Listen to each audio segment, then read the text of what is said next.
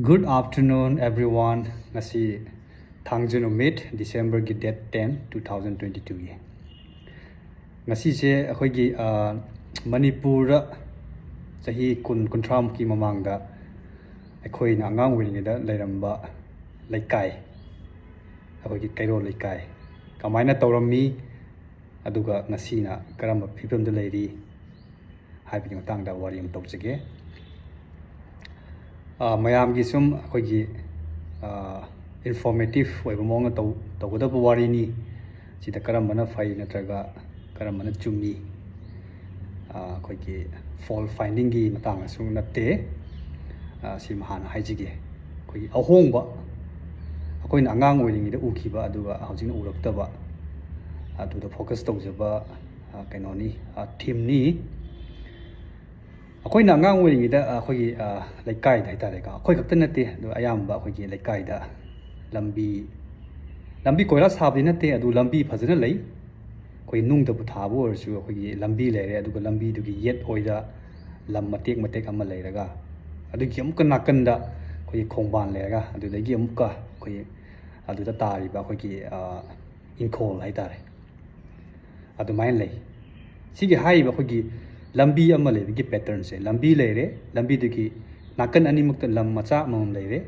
koi gi meter manga gum hai tare adu amuk lan tho khongba leire khongban du lan tho ga koi adu da tari inkol lu lei jebane hai tare sigi akhoi gi pattern se hojik ki akhoi na chakhole hairiba atopa mapan lam da leiba koi lambi se foreign countries leiba adu even akhoi gi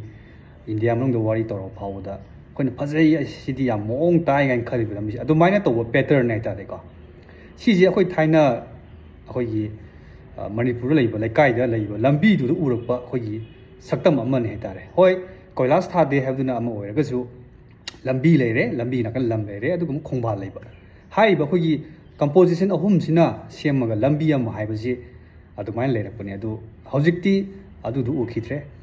sima number 1 aga khongba gi phibam ji ju khoina thaina angang oiring de di khongba je khoi ising phajana chele khoi gi hoi nongju tha da budi noyam kana chura budi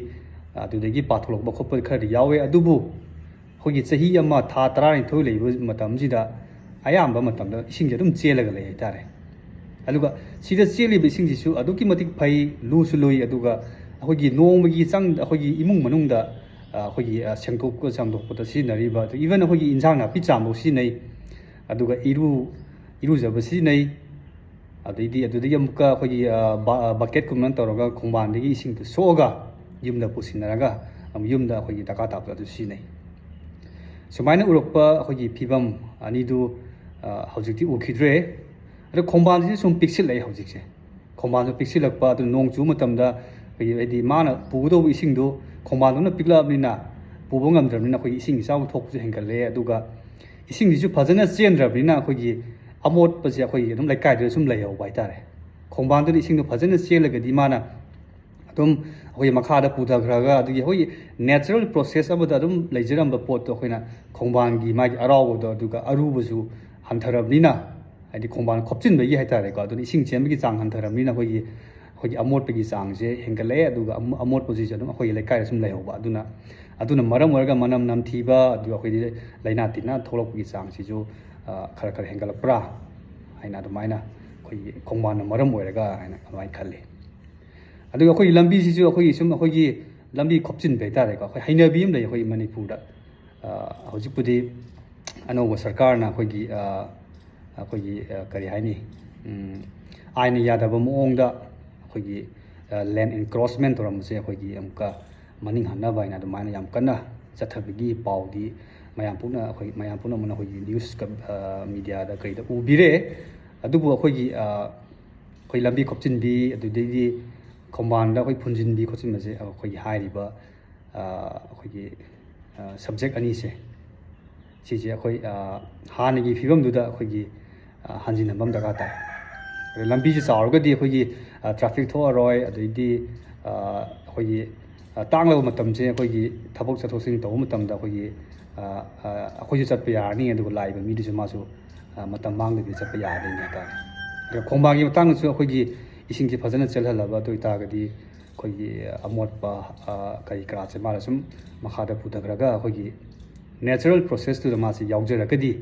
अतुम अखोगी biologically मासे clean up तौबगी chance अमा पीबा दरकार ताई मसीनी अखोगी सुम ngasi thangje numi ko oiba ga kum hogi kitang lighter oiba hogi topic amada tawjige ne khanduna samjarakpani have a nice time, have a nice weekend. Thank you, bye bye.